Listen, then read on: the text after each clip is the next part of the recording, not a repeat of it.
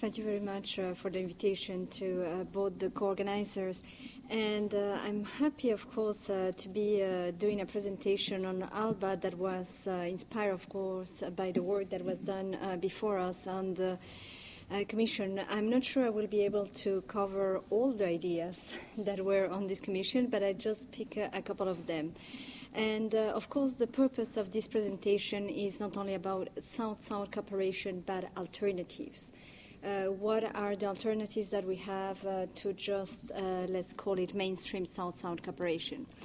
So just to make a little bit of history, in 2004, you have the Bolivarian Alliance for the Peoples of Our America, and its attached People's Trade Treaty, that is ALBA, TCP, that was created with a slight different name.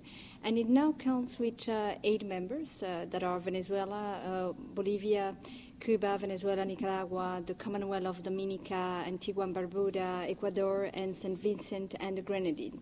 And it represents more than 70 million inhabitants and a territory that could encompass at least a couple of countries that are present in this continent when this meeting is held. And just to mention very briefly, that is an integration platform for the countries of Latin America and the Caribbean, and it puts emphasis on solidarity, complementarity, justice, and cooperation, which has the historical and fundamental purpose to join the capacities and strengths of the countries that comprise it. And, of course, it's a political, economic, and social alliance in defense of the independence, self-determination, and the identity of the peoples that it comprises. And, of course, the aim is to create an indigenous model, diving into our history, to lead to the kind of unity that will cover our people's needs and represent our interests. To try to explain the aims and principles and results of ALBA, I will divide this presentation on 2 parts. And the first part will be dealing with the principles and results of the economic and trade area, and the second one will give some concrete examples in areas such as health and education. And finally, I will provide a very small summary. One of the pillars of ALBA has been constructed as a reaction to the mainstream Washington consensus of the prevailing economic atmosphere of the recent past. And in this sense, the response of ALBA was to endorse a People's Trade Treaty, PPT, instead of a Free Trade Agreement, FTA, that most of you may know. And I just wanted to read the principles of this People's Trade Treaty so you can understand the difference between the two of them. And the first principle is that trade with complementariness, solidarity, and cooperation, so that together we reach a worthy life and living well, promoting trade rules and cooperation for the well-being of people and individuals of the underprivileged sectors. The second is that sovereign trade without condition nor interference in internal affairs, respecting the political constitution and the law of the states without forcing them to accept conditions, norms, or commitments. The third one is complementarity and solidarity trade among the peoples, the nations, and their companies. The development of socio-productive complementation on cooperation basis, advantages of existing capacities and potentialities in the countries, the saving of resources and the creation of them, the search of complementarity, cooperation, and solidarity between the different countries, the constant technical scientific exchange, cooperation, and collaboration as for development, having in consideration the strength of the members in specific areas with a view to constituting a critical mass in the field of the innovation, science, and technology. The fourth and last principle is the protection of national production interests for the integral development of all the peoples and nations.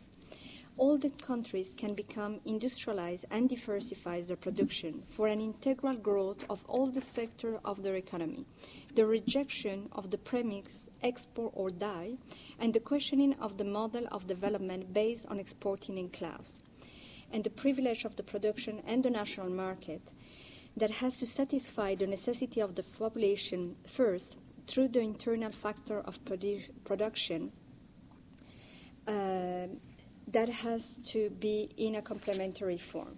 So if you just read these principles and you read any FTA that you can have, you already see the difference. It's not only applying to countries, it's applying to peoples. It's for peoples and for the more vulnerable of them. And within this principle, I just wanted to draw your attention to a couple of examples on the economic areas, on what has been done concretely through these principles. And the first one is the creation of an ALBA bank in order to finance the economic objectives that ALBA has set itself at the beginning of 2008. A bank of the Bolivarian Alliance for the People of Our America was created.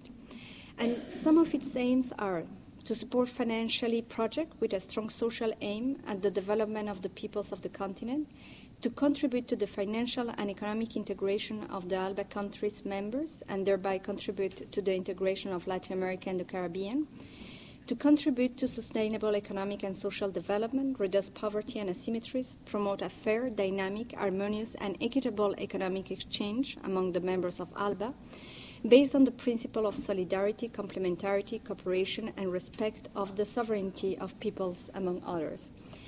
Actually, Bolivia, Cuba, Nicaragua, and Venezuela are the main shareholder of this financial entity and expect the bank to fund programs and projects to promote, create, and manage funds or reimburse funding, aiming at promoting economic, social, and environmental development, develop and promote the practice of fair trade of goods and services, among others. Following these steps, a common currency was created, and that will be my second example. At the end of 2008, the decision was taken to create an ALBA currency named Sucre, for Sistema Unitario de Compensación Regional de Pagos in Spanish, or Unified System for Regional Compensation, and of course it has the name of one of the Libertadores, José Antonio de Sucre. And I have to say that the first virtual transaction took place on mid-2010.